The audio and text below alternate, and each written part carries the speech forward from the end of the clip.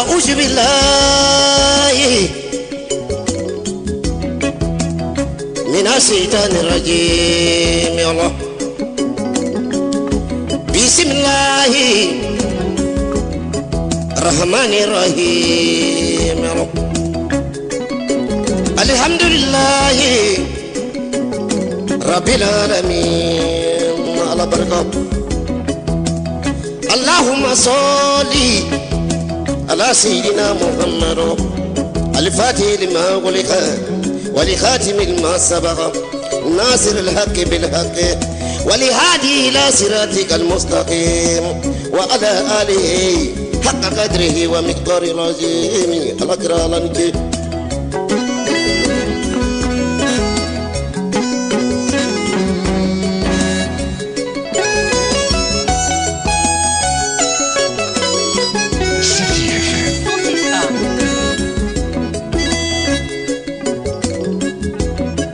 لا إله إلا الله محمد رسول الله لا إله إلا الله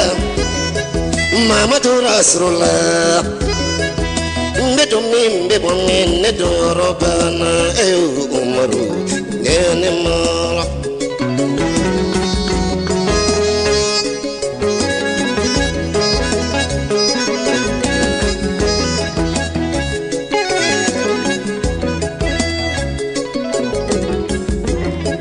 لا إله إلا الله محمد رسول الله بدمين بدمين ندو ربنا أمرو نعم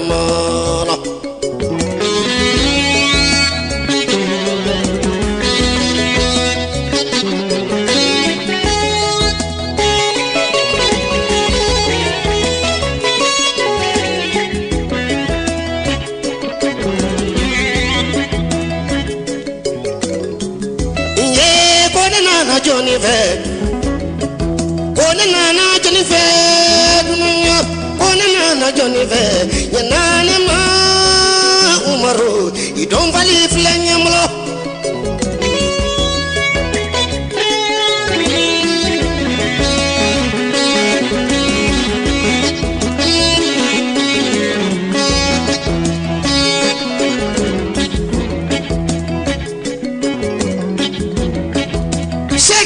Umaru, yananima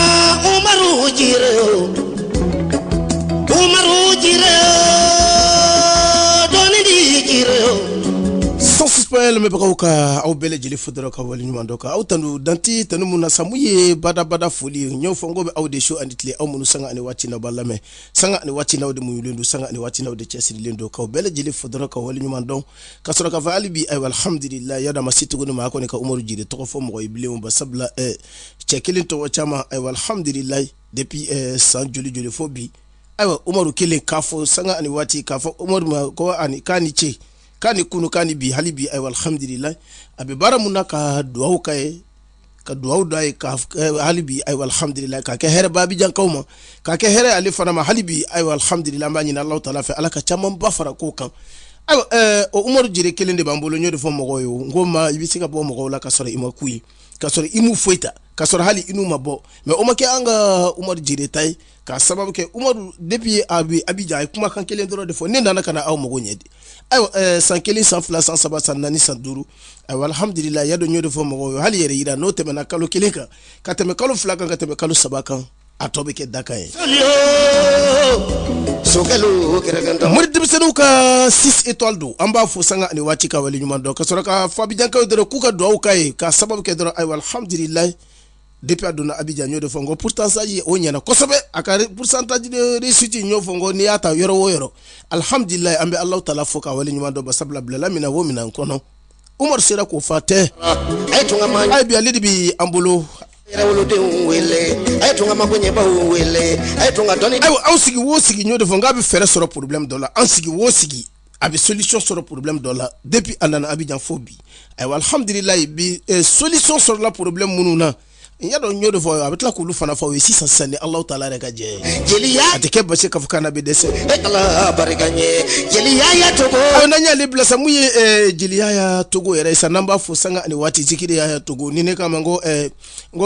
capitaine tuguni atunkera colonel bombado fana yani sawere tabena ke generali amba fo sanga ni wati ka weli nyumando ka soroka fo ama halibi ay walhamdulillah kali tamanyo goya basabla imana nye chugo itiri de kon biseka isania imana nye chugo itiri de biseki don halibi amba fo ka awali nyumando ka soroka fo halibi ka tedi ala ka meshila ala ku kisi sambarantiki toroma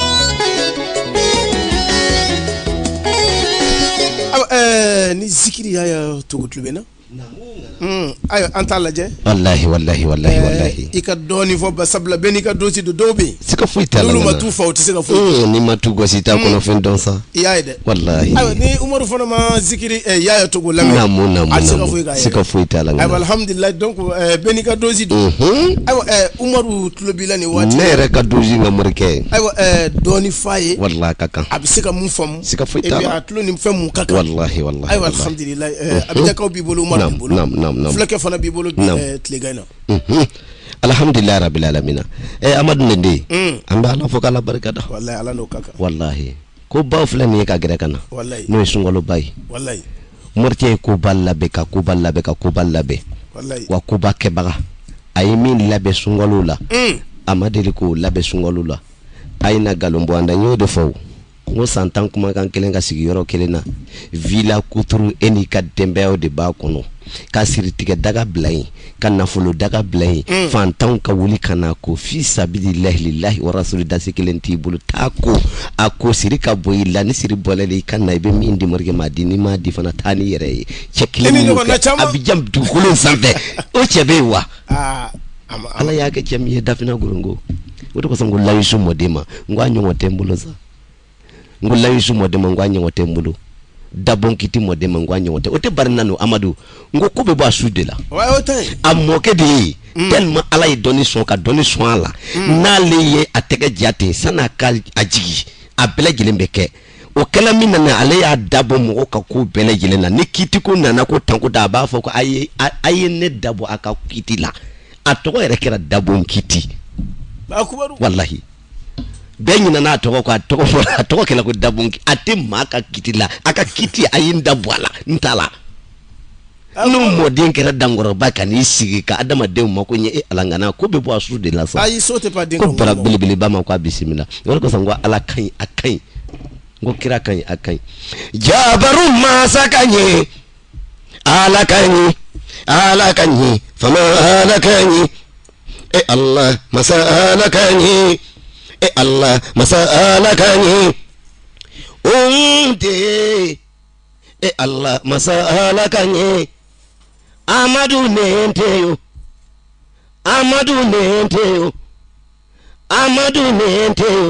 nine kongo dalima sakani Allah miye kabako lodulo mate kabako lokoro o kosongo fama alakani amadu nenteyo nine ko dalima sakani ala miye dugu ko lo fense fembe bi ke dugu ko lo ko kaya o koso fama lakani amadu nenteyo nine ko dalima sakani ala yenga kirata numbai ko ngake ala ka jelide ko ngake kira ka jelide ko ngake manyu manjeli de ne kanake malangulo jeli de ne make malangulo jeli de ne kera joni nga jeli de umaru jiretewa ne kera joni nga tanumba umaru jiretewa ne kera joni nga tanumba umaru jiretewa ne kera joni nga jeli de umaru jiretewa dafinde nga halala tewa dafinde nga dode tewa ni yasoro ni doni kumade to kata umaru jire defe ni yasoro dalailu kumade do ikata umaru jire defe ni yasoro siritige kumade do ikata umaru jire defe ni yasoro kamanangwa ko dedo ikata umaru jire defe ni yasoro kolosi doni dedo ikata umaru jire defe dafindenw ka halala tɛ wa dafidenw ka duwawuden tɛ wa adama woloden tɛ wa mais mun wolola nangamaden na mais mun de tɛ i ni wula mais mun de tɛ i ni wula mais mun de woloden tɛ wa layisu mɔdenkɛ tɛ wa layisu mɔdenkɛ tɛ to ni donna lan kɔnɔ sa dafindenw bɛ lan tɔgɔ dɔn dafindenw bɛ yusufu tɔgɔ dɔn yusufu ka ja lan kɔnɔ mais ni ko lan yusu kelen pe kɛwale tigi ne b'i barikada ne kosɔn umaru jire a kɛra kɛwale tigi de amadu nente n'i y'a mɛn ko mɔgɔ ala farisogo ko tɛ n'i y'a mɛn ko mɔgɔ amadu dulokiba ko tɛ n'i y'a mɛn ko mɔgɔ amadu bazayirisi ko tɛ n'i y'a mɛn ko mɔgɔ amadu kɛwale de don ni kɛwale tɛ mɔgɔ la sa amadu fara ka bɔ a tigi la n'o tɛ i bɛ malo sisan kɛwale tigi ni sun umaru jire yo ale kɛwale kuma fɔ n ye ka tila ka kɛwale de kɛ kɛwale tigi i ni sun i ni wula i ni tile ba kelen tɛmɛnen kɔ hɔrɔnkolodenw m'an wele Sheikh Umaru Jire i bisimila abiyan ka wo b'i lamɛnna dɛ Jire ayiwa hali bi k'i fo dɔrɔn k'i wale ɲuman dɔn i bɛ fɔli kɛ an bɛ segin ka na sisan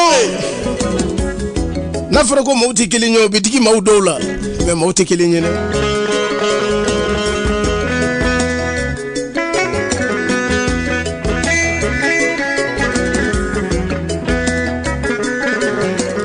lamɛnbagaw hali bi an bɛ kodi kotigiw ma hali bi n y'o de fɔ maaw ye n ko maaw ma ko u k'u sigi dɔrɔn u ka belebele lamɛn denmisɛnnin fitinin don mais n y'o de fɔ maaw ye n ko ala ye fɛn mun d'a ma o de ye dɔnni ye a ye mun ɲini Alahu Taala fɛ ala y'o k'a ye ayi bɛɛ n'i dakan don sinon diplôme foyi tɛ mun b'a bolo mun tɛ bi k'a fɔ k'a t'a bolo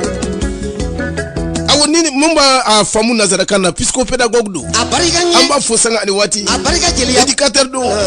instituteur don n'a ye nin bɛɛ bila ka fa in ka baara ta basabula a ko jama bɛ yɔrɔ o yɔrɔ ale bɛ fɛ ka jama de nafa kabini a bɛ Abidjan n y'o de fɔ maaw ye n ko mina ni Umaru bilala kɔnɔ a y'a fa k'a ban tayi foyi tɛ tuguni i bɛ se k'a fɔ ko Umaru ko man di ye o ye tiɲɛ ye basabula hali ala yɛrɛ ma diya bɛɛ ye mais Umaru t'a ka baara dɔn o ye kɔnɔ o ye ko wɛrɛ de ye bɛ kuma dama sabi aw fo ka wale ɲuman dɔn an bɛ sɔrɔ ka tɛmɛ ni babu ye basabula bi ka di ko bɛ ko kɔnɔ dɛ mais ni ko dɔ ma sa ko dɔ tɛ sira sɔrɔ Umar namu Amadu Neti Abedi A'udhu billahi samiul alim min sharri shaitanir rajim bismillahir rahmanir rahim wassalatu wassalamu ala rasulillahi sayyidina wa maulana Muhammad sallallahu alaihi wasallam alhamdulillahi rabbil alamin arrahmanir rahim maliki yawmiddin iyyaka na'budu wa iyyaka nasta'in allahumma salli ala sayyidina Muhammad al-fatih lima hulika wa likatim lima sabaka nasil haqqi bil haqqi wal hadi ila siratikal mustaqima wa ala alihi haqqa qadrihi wa miqdari lazim wa salli subhana rabbika rabbil izzati amma yasifuna wa salamun alal mursalina walhamdulillahi rabbil alamin Amadu Neti an b'a fɔ wa alaikum salam wa rahmatullahi ta'ala wa barakatuhu an b'a la fɔ k'ala barikada wala ala n'o ka kan k'ala tando kɔrɔ kan ala n'o ka kan ala min sɔnna anw ye ɲɔgɔn sɔrɔ kɛnɛ kan bi émission Fadel Azam kɛnɛ wallahi en direct de la radio City FM 106.1 13 piscine d'état en direct là Amadu Neti Zikriya Yatoko sur la radio au cœur de la cité Inch'Allah en direct là Amadu Neti ka kanubaga bɛɛ fo ka bɛɛ wale ɲuman dɔn ka abinya ka bɛɛ fo abinya kɔnɔ abinya kɔ kan ka bɛɛ fo ka bɛɛ wale ɲuman dɔn wallahi ka taa Dafina Lan Tisi Dedugo Bobo Julaso kana don Buake yan a dafara filen kana tɛmɛ fɛngɛ la Yamusukuro kana don abinya kɔnɔ yan ka bɛɛ fo ka bɛɛ wale ɲuman dɔn wallahi Amadu Neti Umar ka aw yɛrɛ fɔ dante foli min na wallahi ka kanubagaw ka foli lase aw ma su ani tile an fana ka foli ne bɛ to k'o fɔ aw ye tuma o tuma Amadu Neti bɛɛ b'a yɛrɛ de dɔn bɛɛ b'a yɛrɛ ka baara de dɔn wallahi ni radio in sababu la maa caman ye ne dɔn o cɛ wa o sababu la o fana kɛra sababu ye Amadu Nɛtɛ o dɔɔni sababu la maa caman mako ɲɛna bi dɔw kɛra fɛntigiw ye ne ni dɔw ye ɲɔgɔn dɔn bi Amadu Nɛtɛ ka se ka dɔrɔmɛ 200 sɔrɔ nansɔngɔ ye k'a bila denbaya kɔrɔ ka bɔ sɔgɔma problème tun don o tun ka gɛlɛn kosɛbɛ nka bi Amadu Nɛtɛ olu yadala fo ka muso 2 ta ayiwa Umar Nɛtɛ o b'a yira k'a fɔ Amadu Nɛtɛ ko kow yɛlɛmana dɔw tun bɛ yen Amadu Nɛtɛ wa olu tun bɛ maa ka mobiliw de boli nka bi olu yɛrɛ kɛra mobilitigiw ye maa de b'a boli ka di olu ma Allahu Akbar ne radio in sababu la Umaru Jire sababu la Nɛtɛ ne bɛ kuma kanubagaw de fɛ cɛsirilaw minnu b'a dɔn k'a fɔ ko tiɲɛ bɛ yen n bɛ kuma olu de minnu hakili b'u ka ɲɛnamaya la minnu bɛ jɔrɔ la u ka avenir la minnu b'a dɔn k'a fɔ ko sini ko tile bɛ se ka wuli cogo wɛrɛ la Nɛtɛ tilika la y'a mɛn dawo ilaha bɛna nasi ni ka ɲi ka kɛ fɛnkɛ ayan ye kurannan kɔnɔ min bɛ kodɔnbaga bɛɛ sɔn hakili la e k'a faamu Amadu Nɛtɛ Ala ko denw bɛ ale Ala de bolo denw o bɛ ale Ala de bolo nka ale b'a falen adamadenw ni ɲɔgɔn cɛ don juma kuma don fantanya don setigiya don bana don kɛnɛya don gɛlɛya don nɔgɔya don o don kuma de don Amadu Nɛtɛ wa bi a ka gɛlɛn e bolo wa Ala bɛ se ka yɛlɛma ka nɔgɔya i ye sini pewu ka ban pewu bi ka nɔgɔ e ma bi wa Ala bɛ se ka yɛlɛma ka gɛlɛya sini o kama de don Amadu Nɛtɛ Ala ko don b'ale Ala bolo ale b'a falen adamadenw ni ɲɔgɔn cɛ nin b'a yira anw na Amadu Nɛtɛ farifaga Amadu Nɛtɛ o man kan ka kɛ limanɛjɔn ka baara ye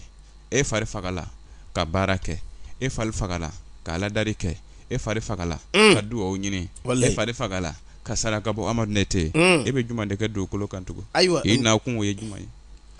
ne b'o de fɔ tuma o tuma Amadu Nɛtɛ ni o y'i kuru k'i don kaburu la don min na cɛsiri banna quand on dit la vie c'est un combat maaw b'a miiri o b'a ye kuma fu ye c'est-à-dire c'est un combat sur tous les plans tant qu'il y a la vie tu dois être vraiment un combattant k'i cɛsiri ka baara kɛ hali bi ni kow de tɛ yɛlɛmana dun mun de b'o kɛ e b'i ka baara dɔn diplôme bɛ e bolo e b'i ka baara dɔn attestation b'i bolo e b'i ka baara dɔn wa e yɛrɛ bɛ baara kɛ Amadu Nɛtɛ nka e dɛsɛla ka se ka bɔ i yɛrɛ la mun de b'o kɛ fu kɔni tɛ ka baara kalan ka tila baara la ka baara dɔn nka e dɛsɛla ka baara sɔrɔ ayiwa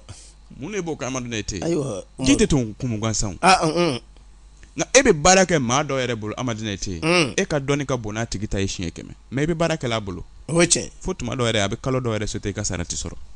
wallahi tagayɔrɔ t'i la i ma déclarer foyi wuli k'i cɛsiri Ala wele e bɛ feere kɛ su ani tile i bɛ bɔ sɔgɔma 6 heures i bɛ don wula fɛ 22 heures ka la l'heure loru i bɔra tuguni ka baara daminɛ nka Amadu Nɛtɛ ka se ka dɔrɔmɛ 50 yɛrɛ mara e ka poche la ka se ka dɔrɔmɛ 20 mara ka se ka dɔrɔmɛ 100 yɛrɛ mara ka se ka baara nafaman kɛ n'a ye e dɛsɛra o la mun de b'o kɛ ayiwa Umar fo ni o fa ye dɛ e bɛ taa sigi baara la Amadu Nɛtɛ baara tɛ yen maa wɛrɛ de bɛ baara sɔrɔ k'o di e ma o e bɛ sɔrɔ ka débrouiller ni o ye a bɛ dɔɔnin d'i ma i bɛ sɔrɔ ka balo sɔrɔ ka taa so mun de b'o kɛ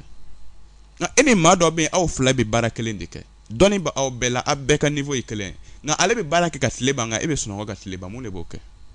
ayiwa fo ni o fa ye dɛ sinon kɔni gansan kɔni tɛ e y'i kalan kɛ ka diplôme sɔrɔ i bɛ baara ɲini na baara tɛ sɔrɔ la mun de b'o kɛ a ma dabɔ ka diplôme minɛ kɔni ka taa sunɔgɔ dɛmɛbagaw bɛ e la o ka ca o b'a fɔ n bɛna kɛ o t'a kɛ mun de b'o kɛ e ni maa dɔ aw bɔra kɔnɔ kelen de kɔnɔ Amadu Nɛtɛ nka ale bolo bɛ se a kɔ la ka tila k'a munumunu k'a kɔ tigɛ siɲɛ 3 nka Amadu Nɛtɛ e bolo yɛrɛ tɛ se i kɔ la alors que école yɛrɛ la e tun fɔdilen don n'a ye e ka niveau tun b'a ɲɛ pewu école yɛrɛ la Amadu Nɛtɛ maa ka niveau tun tɛ e ɲɛfɛ chaque fois ele le premier de classe nka bi Amadu Nɛtɛ a ka dernier de classe ɲɛ b'a la k'a fɔ ale bolo bɛ se a kɔ la nka e t'a saba pa a bɛ se k'i ta baara la a bɛ se k'i ɲɔgɔn 10 ta baara la Amadu Nɛtɛ mun de b'o kɛ ayiwa Umar ne bɛ kuma hakilitigiw de fɛ Amadu Nɛtɛ sunɔgɔbatɔ kɔni n'i y'o bugɔla ye fɛn dɔ de kɛ na ka t'i da fɛn min bɛ ninnu bɛɛ lajɛlen lase adamaden ma e k'o dɔn a bɛ fɔ o de ma ko garizigɛ nka Amadu Nɛtɛ garizigɛ bɛ sɔrɔ cogo di est ce que garizigɛ i ka kodɔn b'a d'i ma wa est ce que garizigɛ ka politique b'a d'i ma wa est ce que garizigɛ ka diplôme de b'a d'i ma wa est ce que e delila k'a mɛn ko école dɔ bɛ yen ko garizigɛ école dɔ a bɛ taa ka taa kalan ka garizigɛ sɔrɔ e delila k'o ye mais a bɛ sɔrɔ cogo di ala deli kɛ ala dari duwawu saraka garizɛ bɛ sɔrɔ ten o de la ala ko tilika ala ɲamina dawelu ha bɛna nas lon b'ale ala bolo ale b'a falen adamadenw ni ɲɔgɔn cɛ gɛlɛya bɛ e kan bi nka ala bɛ se k'i ka gɛlɛya nɔgɔya k'a kɛ hɛrɛ ye sini fantanya bɛ e la bi ala bɛ se k'o fantanya nɔgɔya k'a kɛ nafolo ye sini wa bana bɛ e la bi ala bɛ se k'o bana in falen k'a kɛ kɛnɛya ye sini a b'o ɲɛ kelen in ma e bɛ hɛrɛ kɔnɔ bi ala bɛ se ka sini yɛlɛma k'o kɛ degun ye e ma e bɛ kɛnɛya kɔnɔ bi ala bɛ se ka sini yɛlɛma k'o kɛ bana ye e ma wa e bɛ hɛrɛ balo c'est à dire e bɛ lafiyaba kɔnɔ bi ala bɛ se k'o yɛlɛma k'o kɛ e ma degun ye sini o la adamaden ka ɲi k'a kɛ cɛsiribaga ye être toujours en permanence de prière ka ala wele su ani tile i bɛ hɛrɛ la ala wele ka hɛrɛ ka to i bolo i bɛ kɛnɛya na ala wele ka to kɛnɛya na wa i bɛ degun kɔnɔ ala wele ka bɔ o degun la diɲɛlatigɛ solution ye nin ye duwawu ani saraka banna foyi tɛ se ka adamaden nɔgɔ c'est à dire lafiya dugukolo kan ni duwawu ni saraka tɛ a bɛ fɔ o de ma ko aladari ma jinɛ baara dɔn ma jɔ baara dɔn ma warijirima dɔn nka kɔrɔna ni salatu amadu na ise maa o maa ka baara kɛla o ye i tɛ siya ko i bɛ taa ɲɛ de sika fosi tɛ o la i ma mɛn kɔrɔna kɔnɔ hadamaden i ma c'est à dire i ka ala i k'i ɲuman kɛ fitini ala b'a ɲuman ala b'i sara ala de n'i ka juguman fana kɛ fitini wa ala bɛ sara juguman de la Naite ko cɛsiri ma o ka wuli k'o cɛsiri an bɛ don dɔ la bi amadu naite ni ala sɔnna an mana don sunkalo le kɔnɔ ten ni ye kalo ye kalo barakama ni ye kalo ye duwawu jaabi kalo ni ye kalo ye cɛsiri kalo ni ye kalo ye baraji ɲini kalo ni ye kalo ye yafa ɲini kalo ni ye kalo ye amadu naite e tun bɛ jurumu ko min na i b'i yɛrɛ sama ka bɔ o la wa n'a sunkalo yɛrɛ banna i kana segin a ma a kɔrɔ de ye o ye ko ka tuubi ka taa ala ma ne bɛ kabakoya tuma dɔw la amadu naite ani dennin dɔ bɛ ɲɔgɔn bolo i bɛ kamalen dɔ ani dennin dɔ bɛ ɲɔgɔn bolo sunkalo sera a faut plus venir chez moi c'est le mois de Ramadan après le Ramadan on va se voir ma dɔw olu ka cogo ni ala ye wa ma naite ala deli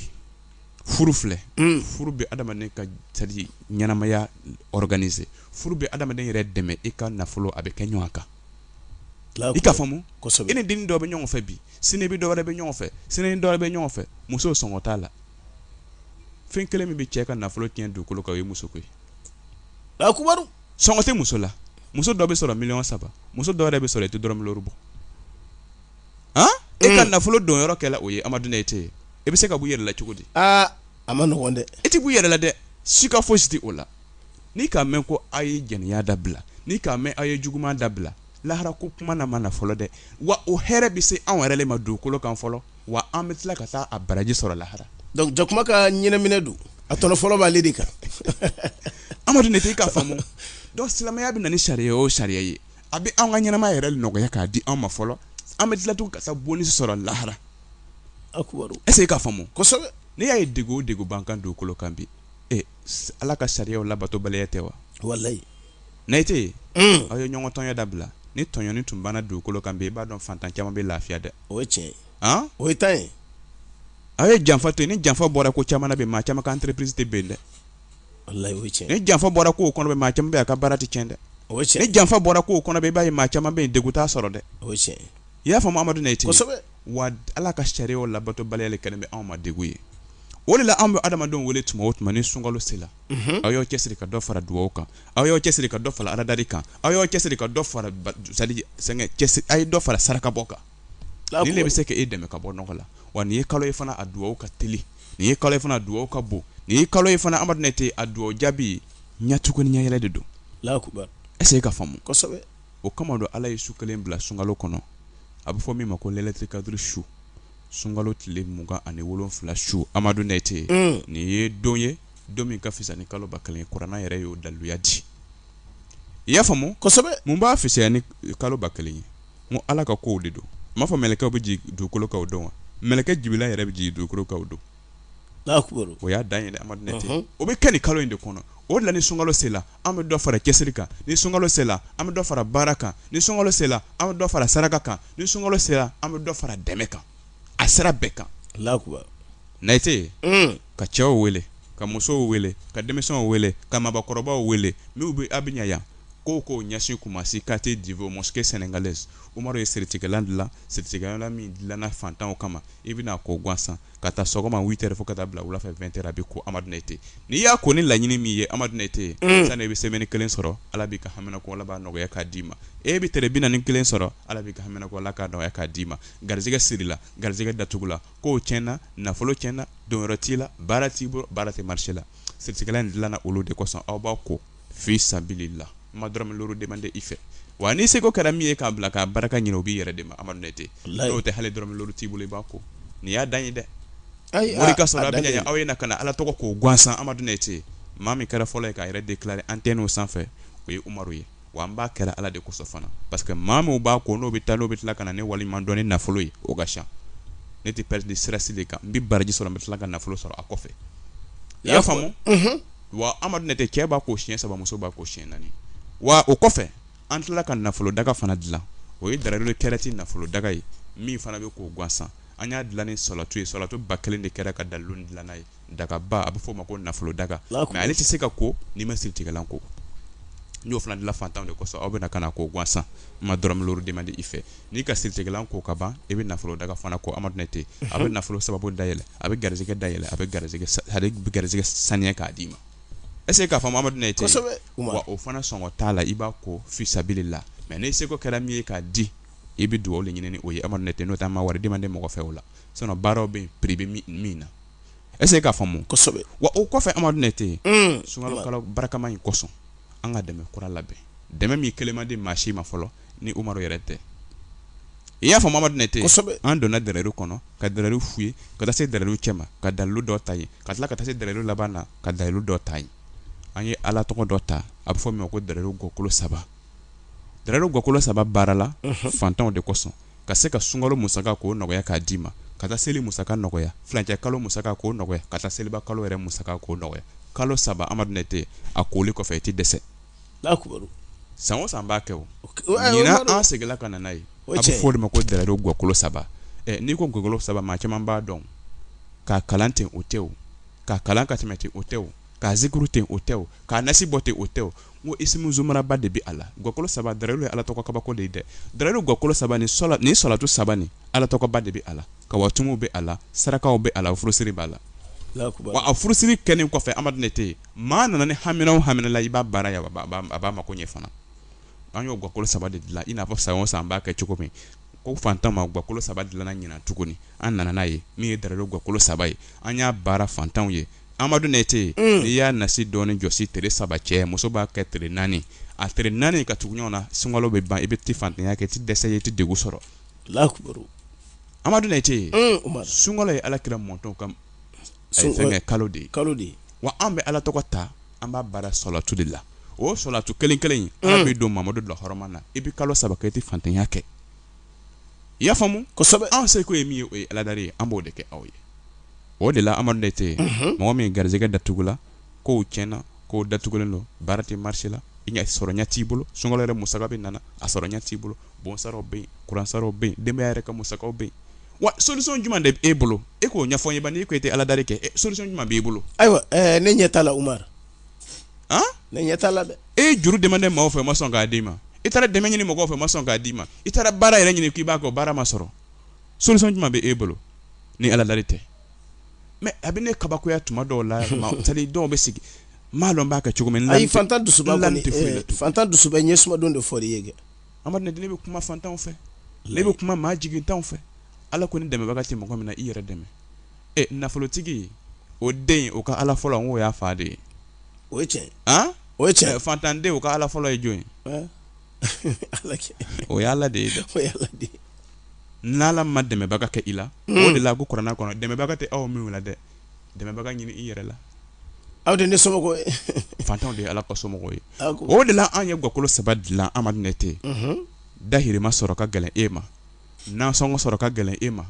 e jɔrɔlen bɛ sunkalo musaka la Ala ka se k'a nɔgɔya k'a di e ma e bɛ dɔɔni yɛrɛ sɔrɔ a bɛɛ bɛ taara musaka de la Ala ka se k'a nɔgɔya k'a d'i ma Amadu Nɛte ye an ye Darayuru gɔkolo 3 dilan sunkalo tile fɔlɔ i b'a commencer k'a jɔsi tere 3 cɛ muso b'a kɛ tere 4 ka tugu ɲɔgɔn na Amadu Nɛte wa i tɛ fantanya kɛ o kalo kelen kɔnɔ kalo min bɛ tugu i tɛ fantanya kɛ min yɛrɛ bɛ tugu o kɔ i tɛ fantanya kɛ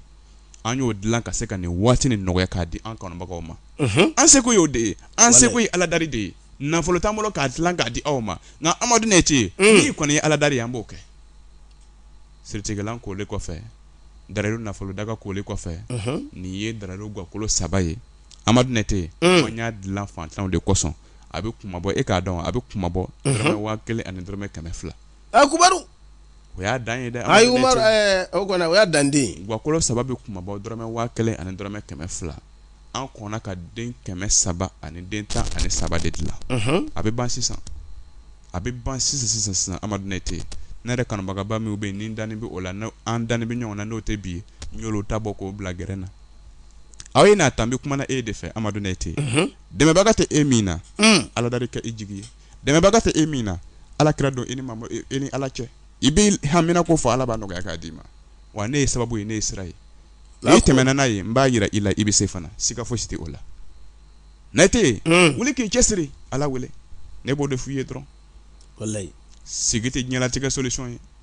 wuli k'i cɛsiri solution ɲini i ka ko la baara bɛ kɛ la mun kama a tɛ marché la dɔnni b'i la mun kama baara tɛ sɔrɔ la mun kosɔn e ka ko bannen bɛ ka avancer a bɛ fɔ o de ma ko garijɛgɛ de man ɲi dɔw b'a fɔ ko siri don dɔw b'a fɔ ko dabari don dɔw b'a fɔ ko jinɛw don dɔw b'a fɔ ko lolo man ɲi ala wele ala de b'a dɔn fɛn min bɛ e la ala b'a wele ka bɔ e kan salatu tɛ dɛsɛ foyi la i kɛra silamɛ ye i kɛra silantan ye salatu tɛ ban maa si la o kama an ye Darayiru gakolo 3 nasi dilan Amadu Nɛti a bɛ kumabɔ dɔrɔmɛ 1000 ani dɔrɔmɛ 200 siritigɛlan lo ka garijɛgɛ ko ka garijɛgɛ saniya ka kow dayɛlɛ k'a d'i ma i y'a faamu kosɛbɛ wa maa 300 ani maa 13 dilanna olu de kosɔn ni yɔrɔ ka sɔrɔ kumasi ka tɛ développer bɛ boli ka na sisan e bɛ n'i ta sɔrɔ Amadu Nɛti n'i don yɔrɔ ka jan n'i don mako b'a la a kana ban k'i to i bɛ wele kɛ i b'i tɔgɔ di i bɛ ka wari bila numéro kan n'i ka jɔyɔrɔ sɔrɔ bɛ boli ka na ta Amadu Nɛti sunkalo dɛmɛ de ye nin ye k'a kɛ fantanw ye wa an ye nafolo baara fana dilan nka san'an ka taa ni o ye minnu mako bɛ Darayiru gakolo 3 siritigɛlan nasi a sababu ɲuman sɔrɔli la i bɛ numéro nɔgɔman 2 di o ma o ka kɔn ka numéro ta an bɛna sɔrɔ ka don sunkalo yɛrɛ nafolo baara kɔnɔ ni ala sɔnna Umar diyara n ye hali bi an bɛ na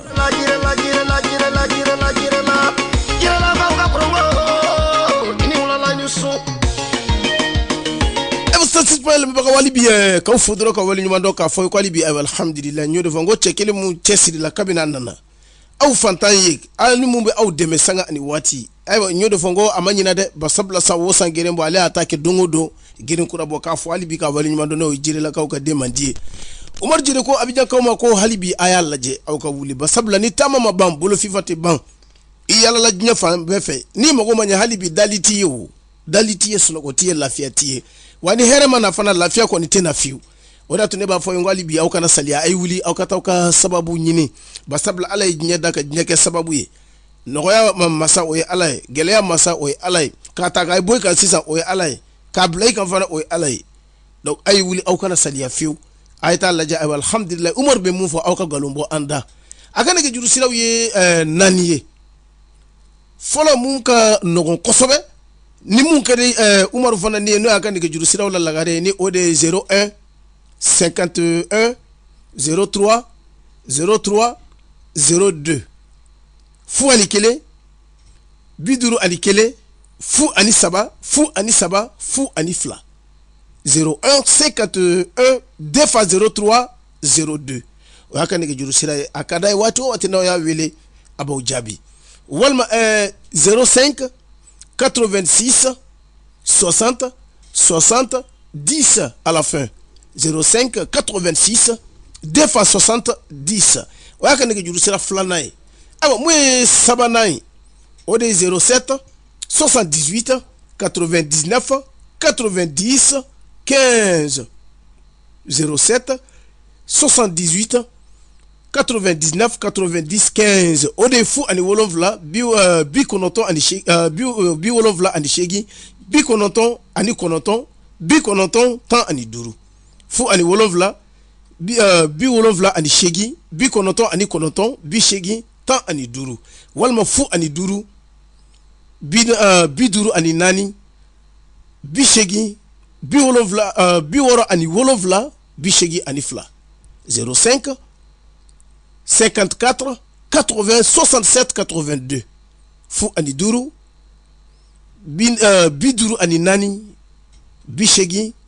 bi wɔɔrɔ ani wolonfila bi seegin ani fila ayi n'a ye nin ta ne ma fɔ k'aw ka taa fan si fɛ aw kan ka taa yɔrɔ kelen mun na dɔrɔn o de filɛ nin o de ye Kumasi ye n'aw taara taa quartier Difo la n'aw sera quartier Difo la dɔrɔn a y'a lajɛ ayiwa alhamdulilayi misiri dɔ bɛ yen dɔw k'a ma ko ni sera dɔw ko wɔlɔfɔ misiri ayiwa dɔw ko wɔlɔfɔ ka misiri dɔw ko mosquée sénégalaise a bɛɛ hakili de i bɛ se k'i jɔ yen dɔrɔn ka Umaru wele a n'a yɔrɔ ma jan fiyewu walima ni Ala y'a kɛ maa mun tɛmɛna yen i bɛ se ka t'i jɔ pharmacie Difo la basabula yɔrɔ ye fila de pharmacie bɛ yen mais yanni ka se pharmacie ma i bɛ tɛmɛ yɔrɔ min na o de wɔlɔfɔ ka misiri ye o de mosquée sénégalaise ye ayiwa alhamdulilayi n'i ma n'i jɔ i ye nɛgɛjuru sira kelen o kelen wele nɛgɛjuru sira 4 mun dilen filɛ nin aw ma ayiwa aw ni Umaru kɔni bɛ ɲɔgɔn ye Ala bɛ sababu ɲumanw ka aw ye fana basabula a y'o de ɲini Alahu Taala fɛ ayiwa Alahu Taala fana ye o de k'a ye ayiwa Grand Umar naamu Amadu Nete a ye hali bi yadɔ n'an sigira n y'o de fɔ mɔgɔw ye n ko waati o waati n'an sigira an sigi kun ka di wa an na kan ka di siga t'o la ayiwa alhamdulilayi sisan maa caman bɛ yen u bɛ baara o baara la bi u kɛn bɛ ka bɛɛ jɔ ne ne kelen kama siga foyi t'o la ayiwa alhamdulilayi n'an bɔra yan sisan an bɛ taa yɔrɔ jumɛn basabula i kalikan de don fo bɛɛ k'i ka musaka de sɔrɔ mɛnɛ maa si kana fɔ maa ma n b'a kɛ cogo di sunkalo in kɔnɔ ni sunkalo tɛmɛna i kana kɛ fantan ye fana siga foyi t'o la Amadu Nete ayiwa Abijankaw tulo comme e ye ne yɛrɛ dɔn cogo min na Amadu Nete ne ma deli ka tulon kɛ baara da a ye sokɛre ne yɛrɛ ma deli ka tulon dɔn i bolo bɛ sanfɛ kabi Ala kan dan Amadu Nete ka bange ka c'est-à-dire ka bonya ka wulima ni gɛman dɔn ka bɔ ɲɔgɔn na ka ban Amadu Nete wa ne ma lafiya est-ce que ka faamu ne ma lafiya sɔgɔma ne bɛ bɔ ka n ka walaka fɔ kalankɛyɔrɔ la ni ka n ka kuranna kalan kɛ ka ban n bɛ n ka nɛgɛso ta n bɛ tilen ka taa école la ka san 6 kɛ o la ka yɛlɛma ka taa collège la ka taa san 12 kɛ yen walayi Nete n ma lafiya dɔn n ma tulonkɛ temps sɔrɔ c'est-à-dire ni ko n m'a kɛ c'est-à-dire n m'a temps de sɔrɔ est-ce que ka faamu parce que ni denmisɛn ma seere ni denmisɛn ma minɛ ka kurun o ye bamanankan ye Amadu Nete denmisɛn bɛ laban a bɛ kɛ tulonkɛla de ye o ye ta ye wa a bɛ fɔ o de ma ko éducation nin waati in na n bi o waleɲuman dɔn lase n bangebaaw de ma a fɔlɔ o ye n woloba ye Nete ne ma tulon dɔn wa a bɛ dɔ lamɛnɛ ne ka karamɔgɔ b'o témoigner Ala ye Lonsoni Konate Tisi ni ka Ala tɔgɔ di ne ma bi Amadu Nete ni ka nin kɛ a bɛ kɛ ten ni ne dala la Amadu Nete ne b'a daminɛ bi fo ni ka sɔrɔ ni mako bɛ fɛn min na fo n'olu ma sɔrɔ bi n'o tɛ ne tɛ bila ka suma dɔn baara si la sini b'a daminɛ walima sinikɛnɛ b'a daminɛ ne t'o dɔn o de la ne ka baara bɛɛ ne tɛ sɔn maa fari fagalen ma est-ce que ka faamu maa min limanɛ t'a la courage t'a la Amadu Nete o ka baara man di ne n'o tigi nana ne fɛ ne yɛrɛ bɛ sira d'i ma courage tɛ e la bon e nana se e bɛ fɛ ne de b'i encourager an bɛ nafolo baara kɛ ne ka baara ti o ye sani ka se ne fɛ yen mun de nana n'i ye fɔlɔ dɔw bɛna sigi bon ne yɛrɛ tigɛla ko bɛɛ la an taara yɔrɔ caman na bon ni kɔni bɛ fɛ ka essayer ne bɛ sin dɔrɔn n balimakɛ walima n balimamuso inchallah n bɛna sira d'i ma et puis i bɛ taa ka taa réfléchir walima i bɛ temps ta k'an ka émission kɔrɔmaw lamɛn ni k'an ka émission lamɛn k'o faamu k'an ka philosophie faamu kosɛbɛ i bɛ na la vision philosophique d'Umar o de ka di ne maa cɛsirilen maa min dannen bɛ ko la maa min b'a dɔn k'a fɔ ko tiɲɛ bɛ yen sani i ka se ne fɛ yan k'a sɔrɔ i dala n na Nete sɔnna kana sigi i bɛ fɛ ne de b'i encourager hali kuna sini dɔ k'an wele français ko n terimuso dɔ le ka numéro di yan bon ne yɛrɛ k'a caman tante a si ma ɲɛ bon vraiment ne yɛrɛ tun fari fagalen bɛ komi ale ko a dannen bɛ ne na ne ko e bɛ fɛ ne ka mun f'i ye i ka ne wele mun na o ɲɛfɔ n kɔni tun bɛ fɛnkɛ ko de la k'a ka kumaw ɲɛfɔ bon maa min y'i ci i bɛ réfléchir fɔlɔ ni ka sɔrɔ ne dannen b'o tigi la i bɛ n wele an bɛ baara kɛ an bɛ o de don ne ka baara tɛ k'i encourager an ka Aladari tigɛ non ne mako bɛ cɛsiribaga de la maa min dannen bɛ ko la i b'a dɔn k'a fɔ ko tiɲɛ bɛ yen c'est-à-dire n ma se tiɲɛ de ma fɔlɔ mori bɛɛ bɛ kɛ kelen ye Ala tɔgɔ bɛɛ bɛ kɛ kelen ye o bɛ se ka kɛ cogo di hali tigɛ kumanden fila bɛɛ b'i wele ko tigɛ kumanden mais dɔ ka jan ni dɔ ye o ye ta ye anw ye kelen ye de wa ayi adamaden farafinw bɛ yan c'est-à-dire maa miliyɔn joli de bɛ farafinna yan ka ca dɛ nka est-ce que an gɛn cogo ye kelen ye an fiɲɛ cogo ye kelen ye ɲɛkisɛw yɛrɛ ye kelen ye wolodenw yɛrɛ adamaden yɛrɛ bɛ wolo u bɛ bɔ kɔnɔ kelen na filani u bɛ bange don kelen wagati kelen o tɛ kɛ kelen ye est-ce que o ye kelen ye kelen tɛ dɛ fɛn dɔ bɛ adamaden tigɛ la a bɛ fɔ min ma ko empreinte digital ye kelen ye Ala ye différence don fɛn bɛɛ la donc ne bɛ mɔnɛ maa min bɛ ala tɔgɔ kɛ kelen ye maa min b'a fɔ ko ne ye nafolo baara ka yɔrɔ caman na ma tiɲɛ ye ma da foyi la tuguni o bɛ yɛrɛ le ma e ka segin ka lafiɲɛ e min da ne bɛ ko la wuli k'i cɛsiri n bɛna nafolo baara d'i ma nin kalo in kɔnɔ dugawu jaabi kalo aladari kɛ kalo cɛsiri kalo ne bɛ tila ka kabakoya ko kelen na mori dɔw ni kalo ni kalo in sera k'an tɛ baara kɛ nin kalo in kɔnɔ o bɛn k'an tɛ filɛli kɛ nin kalo in kɔnɔ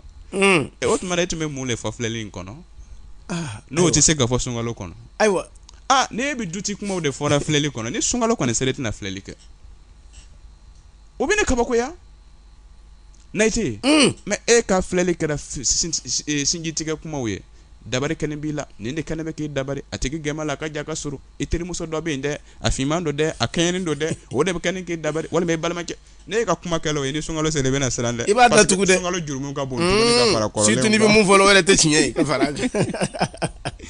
m'a fɔ a bɛɛ ta y'o ye dɛ exemple de façon générale sinon sunkalo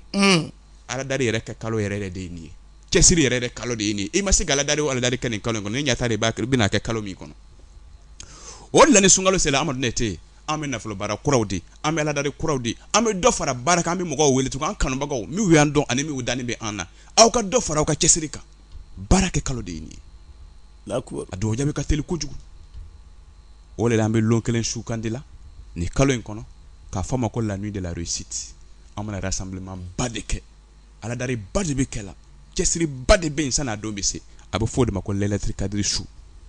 maa o maa tɔgɔ bɛ t'a la bi maa 300 ani maa 13 o de bɛ tɔgɔ bɛ t'a la nafolo baara de don b'a dira kanubagaw ma darariw nafolo baara de don an bɛ don darariw kɔnɔ dɔrɔn ala tɔgɔ dɔ bɛ a cɛ ma n'an tilala o la an bɛ segin ka na daminɛ yɔrɔ dugawu dɔ bɛ an b'o ta k'o fara a kan o de bɛ kɛ ka nafolo dilan k'a d'i ma ɲinan san kɔnɔ wa san bɛ ban amadu ne tɛ yen i tɛ fantanya kɛ san bɛ ban kabi ala k'i denba deli ka wari min mara ala b'o nɔgɔya k'a d'i ma a bɛ fɔ o de ma ko darariw nafolo baara a nafolo baara bɛ kɛ a saraka bɛ kɛ sɛgɛma ye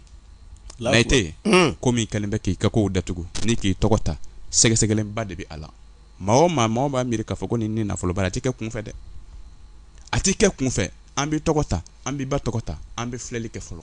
k'i ka kow jateminɛ k'a filɛ mun de kɛlen bɛ k'i bali nafolo ko ma sabati mun de kɛlen bɛ k'i bali i bɛ nafolo baaraw kɛ la a tɛ ɲɛ e ni maaw bɛ taa ni ɲɔgɔn ye olu ta bɛ ɲɛ e ta tɛ ɲɛ mun de kɛlen bɛ sababu ye i ka aladariw tɛ jaabi mun de kɛlen bɛ sababu ye i ka kow bɛ sumaya na mun de kɛlen bɛ sababu ye i bɛ don ko o ko la a tɛ laban ka ɲɛ i bolo mun de kɛlen bɛ sababu ye dɛmɛbagaw b'i la o tɛ se la ka kɛ an b'o solution ɲini fɔlɔ an b'o baaraw dilan k'o nettoyer ka seriw tigɛ ka garijɛgɛ ko ka garijɛgɛ saniya garijɛgɛ koni ka ban sisan ka sɔrɔ ka darariw nafolo baara labɛn a baara bɛɛ lajɛlen bɛ ban amadu ne tɛ yen ka bɛn ni lɛlɛtiri kadiri de ye duwawu laban bɛ kalan ko bɛɛ bɛ kɛ nka min b'o tɔgɔ sɛbɛn sɛbɛnni kɔnɔ olu bɛ n'o kɔnɔ ka baara ta dimanche amadu ne tɛ yen nka mɔgɔ o mɔgɔ tɔgɔ bɛ sɛbɛn nin kalo in kɔnɔ bɛɛ lajɛlen ka duwawu bɛ kɛ ka taa bɛn lɛlɛtiri kadiri su de ma amadu ne tɛ yen akubaru wa duwawu kelen b'an bolo n'o duwawu kalanna lɛlɛtiri kadiri su amadu ne tɛ yen wa i tɛ fantanya kɛ a duwawu dɔrɔn a bila ni i tulo la an ka cɛkɔrɔbaw fɔlɔfɔlɔ la n'o bɛ duwawu nin kɛ u b'u ka denbaya wele u bɛ don ka sigi bon na le a bɛ duwawu kalan a voix basse sinon hali maa min bɛ tɛmɛ na amadu ne tɛ yen n'a tulo bilala a la a yɛrɛ bɛ sa fo n'a m'a dɔn k'a fɔ ko makoɲɛ ko don n'o tɛ n'a bilala a tulo la a k'a fɔ ala duwawu de bɛ kalan na n mako bɛ nin na wa a bɛ k'a ye ɲɛ tugun ni ɲɛ yɛlɛ wa an b'o de dila aw ma fu bi i y'a faamu adamadenw ɲɛ yɛlɛla adamadenw b'a dɔn amadu ne tɛ yen ni ye duwawu kɛ e ye n'i mako ɲɛna hali e m'a dɔn ye ala b'a dɔn ye wa adamadenw b'a dɔn amadu ne tɛ yen n'i mako ɲɛna bɛɛ tɛ kɛ fitiri wala ye dɔw bɛ se ka na ka waliɲuman dɔn kɛ n na o de la an b'a exposer k'a kɛ kɛnɛ kan kanubagaw cɛw musow denmisɛnw mabɔkɔrɔ bɛɛ ka se ka dɔ sɔrɔ a la a bɛ fɔ o de ma ko darariw nafolo baara amadu ne tɛ yen n'u b'o tɔgɔ sɛbɛnna bi mɔgɔ 313 tɔgɔ bɛ sɛbɛnna wa maa fɔlɔ min bɛna tɔgɔ sɛbɛn tile in na o de bɛna kɛ maa fɔlɔ ye k'a sɔrɔ wa tɔgɔ sɛbɛn bɛ kɛ dɔrɔmɛ 6000 dɔrɔmɛ 600 dɔrɔmɛ 60 ani dɔrɔmɛ 6 wa amadu ne tɛ yen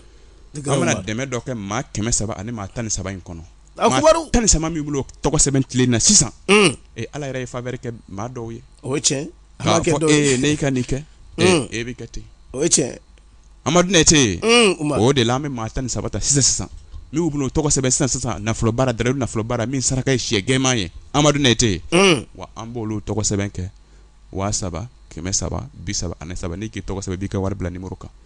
dɛmɛ de don k'a kɛ garijɛgɛsigi maa 13 min dannen bɛ ko la ani min dannen tɛ ko la ni ala ma sɔn amadu ne tɛ i tɛ bɛn ni émission ye maa o maa ka sababu tɛ ne bolo e t'i kibaruya yɛrɛ mɛn kuma tɛ ko k'an ka numéro sɔrɔ kuma tɛ ko an ka ɲɔgɔn dɔn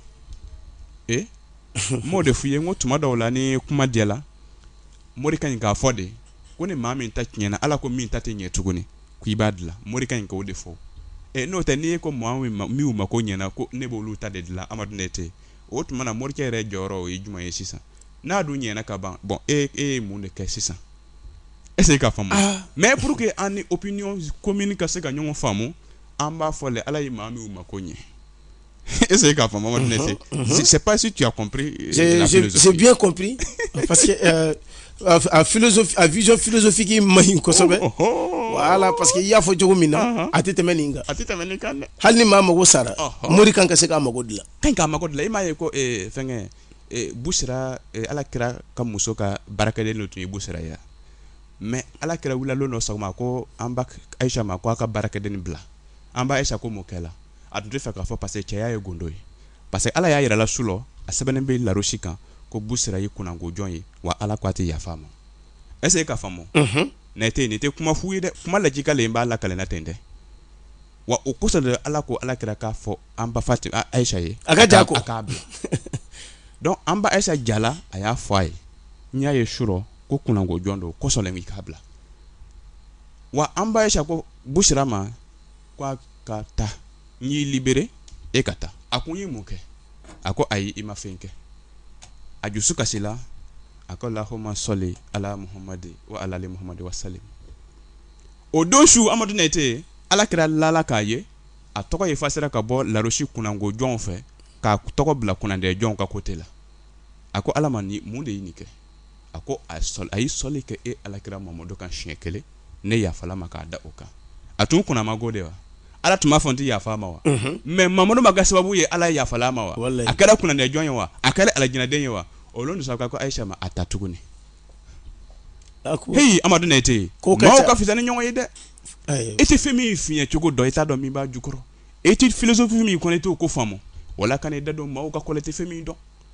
kana fɛn ka kelen ye wuli k'i cɛsiri ala dari ne bɛ nafolo baara d'i ma nin kalo in baraka kosɔn Amadu Nɛte i ka fantanya bɛ ban i bɛ kɛ dutigi ye ɲinan san kɔnɔ i bɛ kɛ mobilitigi ye min bɛ taxi boliw la i ka se k'i yɛrɛ ta sɔrɔ i bɛ baara kɛ mɔgɔ fɛ i ka se k'i yɛrɛ ka magasin sɔrɔ i bɛ baara kɛ mɔgɔ fɛ a ka se k'i dɛmɛ k'i financer ka se k'i yɛrɛ ka baarakɛyɔrɔ dayɛlɛ k'a d'i ma Amadu Nɛte o sababu de don n b'a dira kanubagaw ma ten n se ye min ye o yɛlɛdari ye dɛ n dani bɛ o de la o de ye tiɲɛ ye fana o de tiɲɛ dɛ o de ye tiɲɛ ye dɛ o de bɛ laban fana juma de ye tiɲɛ ye ni ala dari tɛ foyi e ɲɛ bɛ lolotigi juma na sangu dugukolo kan bi n'a tɔgɔ mɛn kan ni mori kɛnkɛrɛw tɛ ɲɔgɔn Amadu Nɛte k'a fɔ ko fɛn dɔ t'a dugu ma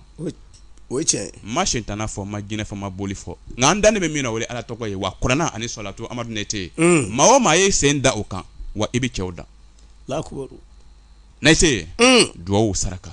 duwawu saraka ne b'o dalilu dira e ma an bɛ darayiru duwawu ta o de ye sɔlatu ye sɔliba kelen bɛ darayiru min kɔnɔ k'o baara e ye k'a saraka kɛ siyɛ gɛma ye k'o di ala kira ma a k'a di ala ma Amadu Nɛte n'i mako bɛ président na bi n'i ko i mako bɛ président na tilen ka taa palais la kɛ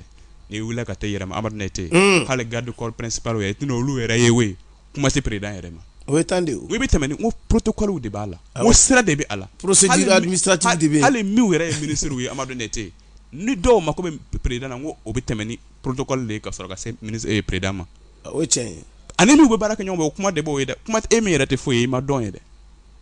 hey anw tɛ kelen ye dɛ e jigi sɛmɛ yɔrɔ dɔn ala kira Mamadu don i ni ala cɛ i ka duwawu bɛ jaabi n'i y'a mɛn ko i sɛgɛnla i ka ala dari o ko i ma nafolo sɔrɔ Amadu Nɛte maa caman bɛ sadi i ma bɛn i sen de ma tu n'as pas tapé à la bonne porte e ka porte min gosi porte lɔgɔ dɔrɔn de datuguni bɛ mais biriki de kɛlen bɛ a ɲɛfɛ o tɛ porte ye o i yɛ b'a yɛlɛ i tɛ fɛn sɔrɔ yen o ye tiɲɛ ma bonda yɛrɛ n bɛ kumana o de kan o de ye sɔlatu ye wa ala dari ye duwawu ani saraka ne b'o nafolo baara de di maa 300 ni maa 13 ma a bɛ kumabɔ dɔrɔmɛ 60 dɔrɔmɛ 100 dɔrɔmɛ 60 mɔgɔ o mɔgɔ tɔgɔ bɛ sɛbɛn bɛ olu bɛ na ɲɔgɔn sɔrɔ kumasi kate divo dimanche bɛɛ bɛ na ta kɛ wa duwawu laban bɛɛ lajɛlen bɛ karan ka bɛn lɛlɛtiri kadiri su de ma Amadu Nɛte est-ce que k'a faamu kalo kelen ala dari le pour ne pas dire que 27 jours de prière pour les gens pour ceux qui vont s'inscrire sur cette liste là mɔgɔ 300 ni mɔgɔ 13 wa o mɔgɔ 13 ni an bɛ faveur ba kɛla mɔgɔ 13 dɔrɔn de ye tile in na olu b'o tɔgɔ sɛbɛn 300 300 33 wa maa 300 tɔw min b'o tɔgɔ sɛbɛn olu b'o tɔgɔ sɛbɛn 600 66 a bɛ fɔ o de ma ko darayiru nafolo baara siɲɛ kelen san kɔnɔ n'an y'a datugu ɲina Amadu Nɛte an bɛ duwawu kɛ san wɛrɛ sunkalo ma ala k'an dɛmɛ ala ka garizɛgɛ sabati move numéro 51 di o ma k'o tɔgɔ sɛbɛn a kan ale ni MTN numéro 86 ni o fila dɔrɔn di Amadu Nete an bɛ sɔrɔ ka baara kɔrɔw di ka émission kun kɛ ni Ala sɔnna. Ayiwa Umar hali bi ka i fo dɔrɔn k'i waleɲuman dɔn k'a fɔ Abidjankaw ma hali bi ayiwa alhamdulilayi k'u bɛ se k'i ka nɛgɛjuru siraw ta i ka nɛgɛjuru sira fɔlɔ o de ye 01 51 03 03 02 01 51 2 fois 03 02 walima 05 86 60 60 10 à la fin 05 86 2 fois 60 10 à la fin n'a y'a ta dɔrɔn quartier d'Ivo Koumassi ayiwa mosquée sénégalaise a bɛ se ka aw jɔ yen ka weleli kɛ walima a' ta ɲɛfɛ dɔɔni ayiwa pharmacie d'Ivo bɛ yen o fana bɛ sira da la i bɛ se k'i jɔ yen fana ka Umaru wele i ni Umaru bɛ ɲɔgɔn sɔrɔ Ala bɛ sababu ɲuman k'aw ye ayiwa alhamdulilayi laɲiniw fana bɛ sabati ayiwa grand Umar ayiwa an ka fait divers la ni o y'an ka baarakɔrɔw ye i bɛ se k'a di mɔgɔw ma détail la minute joli b'an bolo ayiwa minute min b'an bolo dɔrɔn o ye minute 4 ye minute 4 hali minute 2 Amadu Nete o tun bɛ bɔli kɛ o ni Ala sɔnna ma o la an b'a fɔ kanubagaw ye an ka baarakɔrɔw b'o nɔ na fo ka taa safunɛ fo ka taa daga Yasini Bage Miyata ni Wusuna Amadu Nete a n'an ka Madetulu kabako nin dalilu bɛɛ lajɛlen b'o nɔ na fo ka taa safunɛ siri jugu dabari jugu jinɛ jugu n ko dɔw ye miliyɔn don o ka kunnafoni furakɛ la mais ne ka fɔ ka taa safunɛ kurukɛla a y'a furakɛ k'a ban muso ka traitement ye kuru 3 cɛ ka traitement ye kuru 4 a bɛ sɔrɔ Abidjan quartier bɛɛ Kumasi misiriba da la a bɛ sɔrɔ 13 ville Sénégalais misiri a bɛ sɔrɔ Adjamé Grand Mosquée a bɛ sɔrɔ Abobo Mosquée Nachive a bɛ sɔrɔ Abobo Kennedy a bɛ sɔrɔ Abobo Ndotre a bɛ sɔrɔ Yopougon quartier Kowet Yopougon Mosikoro a bɛ sɔrɔ Cocody 9 kilo Chevo wa a bɛ sɔrɔ Cocody 2 plateau Mosquée Adjien a bɛ sɔrɔ Umaru yɛrɛ bolo Kumasi quartier d'Ivo fo ka taa safunɛ kuru 1 wa 1 don wa fo ka taa daga denbaya ka daga maga tan bɛ jɛ ka daga kelen min ko daga ni sɔngɔ de dɔrɔmɛ 6 nka an b'a di tile na fo ka taa se wula fɛ 22h an b'a dira dɔrɔmɛ 2,000 o ye dɛmɛ ye k'a kɛ kanubagaw ye Amadu Nete sunkalo kalo min bɛ na commencer o baraka kɔsɔn wa o kɔfɛ Amadu Nete min y'an ka Yasini Bage ye ne b'o fɔ n bɛ accent fitinin bila nin kan jeunes caman bɛ yen o b'a to yen baara bɛ tiɲɛ fɔlɔ dabari bɛ kɛ o la janfaw b'o sɔrɔ ko bɛɛ lajɛlen bɛ tiɲɛ tuma bɛ sɔrɔ ka wuli k'i bɛ ka ko ɲɛɲini na e tun ma da foyi la mais e dala la bi mun kɔsɔn parce que i y'a ye dako la koyi dabari ye tiɲɛ ye subaga ko ye tiɲɛ ye janfa ye tiɲɛ ye dibi kɔnɔ ko ye tiɲɛ ye n'a y'i sɔrɔ i bɛ da la n'a m'i sɔrɔ n'i ko i tɛ da ko la a b'i sɔrɔ dɛ Ala ko i kana juguman kɛ maa la nka Ala wele juguman kana se i la dɛ maa kana ɲinɛ i yɛrɛ kɔ i yɛrɛ bilen an t'i bali dɔn i yɛrɛ la n'o y'a bon kana a ka siyɛ kɔ Ala y'o de ɲini i fɛ i y'a faamu Yasini Bage b'o balaw de wuli ka bɔ e kan accident jugu dabari jugu janfa jugu a bɛ kisi a bɛɛ ma ani poison min n'a bɛ se ka maa fa a kɛra tubabu poison ye a kɛra farafin poison ye maa min tɛ da ko la i bɛ na ni ɲinanfura ye Umaru fɛ yen n bɛ Bage don tigɛ la Amadu Nete n bɛ ɲinanfura mugan n bɛ dɔ bɔ ka don i yɛrɛ tigɛ la wa i bɛ ɲinanfura mugan i bɛ wuli ka taa n'a ye Amadu Nete i y'a faamu a den joli bɛ nin yɛrɛ tigɛ la den 3 technicien b'an signalé la ko wagati se la Yasini Bage sɔngɔ de ye dɔrɔmɛ 6 a furamugu fana sɔngɔ ye 6 wa i bɛ se ka na ne yɛrɛ ka Bage an b'a dilan k'a d'i ma wa an bɛ dɛmɛ kɛ tile in na k'a di mɔgɔ ma dɔrɔmɛ 2,000 fo ka taa se 22h ni Ala sɔnna an ka baarababa bɛɛ lajɛlen b'a nɔ na an ka baaraw bɛɛ nɔgɔya ne bɛ nin kalo in na ka taa sisɛ finman na kolon sisɛ kami ba saga misi nin baara ninnu bɛɛ nɔgɔyalen bɛ sunkalo kalo kɔnɔ fo ka taa se sunkalo laban ma ni Ala sɔnna Ala ka garizigɛw fo ni Ala ka garizigɛw sabati Ala ka haminakow nɔgɔya min b'an filɛla internet kan o bɛna sɔrɔ sisan ni Ala sɔnna DJ Soni bɛna montage k'a la aw bɛna sɔrɔ direct la tuguni ni Ala sɔnna Ala ka garizigɛw fo ni Ala ka haminakow nɔgɔya wa san wɛrɛ sunkalo Ala ka yira an na ni kalo ni Ala k'o timi di an ma baraji Ala ka caya k'a di an ma Ala k'an kisi jurumukow ma Ala k'o kaɲɛ Ala kɛra lɔrɔma kɔsɔn sɔli ala rasulu an b'a datugu k'a fɔ hidina siratal mustaqima siratal lazina an'amta alaihim galil makdubi alaihim waradalina amin mara diyara n ye k'i fɔ dɔrɔn k'i waleɲuman dɔn ka sɔrɔ ka fɔ Abidjankaw ko hali bi ayiwa alhamdulilayi a ye wuli ka taa ka sababu ɲini ba sabula ayiwa belebele ni ale fɛn fɛn fɔ ye n y'o de fɔ n ko tiɲɛ don a ka numéro ninnu ayiwa alhamdulilayi o de kɔni ye 05 86 2 fois 70 walima 07 78 99 90 15 01 51 2 fois 03 02 a bɛ Kumasi d'Ivo n'aw sera dɔrɔn mosquée wolof walima n'a y'aw jɔ dɔrɔn a ye taa pharmacie d'Ivo da la aw b'a wele aw n'a bɛ ɲɔgɔn sɔrɔ aw ni ce aw ni baraji fulakɛ fama ale ni Umaru Jire nɛgɛw kɛrɛfɛ juru tun bɛ maa min bolo bi tileganaw de ye DJ Soni ne ni aw kan bɛɛ waati wɛrɛ aw ni ce aw ni baraji aw ka tulomajɔ la